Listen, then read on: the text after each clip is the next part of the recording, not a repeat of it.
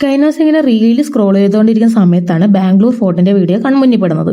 പിന്നെ പോയില്ല ഒരു സമാധാനം കിട്ടത്തില്ലല്ലോ. അപ്പോൾ എന്തെങ്കിലും പോകണമെന്ന് പറഞ്ഞ് ഇങ്ങനെ പ്ലാൻ ചെയ്തുകൊണ്ടിരിക്കുമ്പോൾ സൺഡേ ഉച്ച കഴിഞ്ഞപ്പോൾ എല്ലാവർക്കും ഒഴിവ് കിട്ടി. അങ്ങനെ ഞങ്ങൾ ഫോർട്ടിലെത്തി. ഇതാണ് ഫോർട്ടിന്റെ ഫ്രണ്ട് വശം വരുന്നത്. അതിനുശേഷം സ്റ്റെപ്പ് ഇറങ്ങി ചെല്ലുമ്പോഴാണ് ഫോർട്ടിന്റെ ഉൾവശം എത്തുന്നത്. ഇതാണ് ഫോർട്ടിന്റെ ഉൾവശം കാണാനായിട്ട്.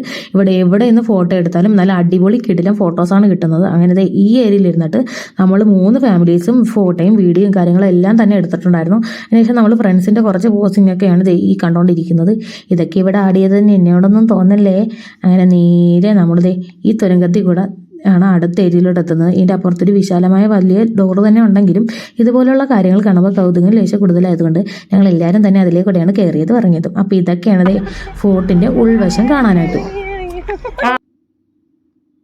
അപ്പോൾ ഇതുപോലൊക്കെ വേണം വീഡിയോ എടുക്കണം. പറഞ്ഞതെന്നും പറഞ്ഞ് തന്നെ ക്ലാസ് കാര്യം വേണം നമ്മുടെ അഞ്ചു കൊച്ചു കള്ളി. അങ്ങനെ ഇത്രയൊക്കെ ഉള്ളൂ നമ്മുടെ ഫോർട്ടിൻ്റെ ഉൾവശം കാണാനായിട്ട്. അപ്പോൾ നമ്മുടെ കൂട്ടത്തിൽ ഫരീദയും ഫാമിലിയൊക്കെ ഈ വരുന്ന ഫെബ്രുവരി 10 പോസ്റ്റിംഗ് ഔട്ടായി പോവുകയാണ് ഗൈസ്. ആരും പേടിക്കേണ്ട, പട്ടി മോങ്ങിയതല്ല, ഞാൻ കരഞ്ഞതാണ്.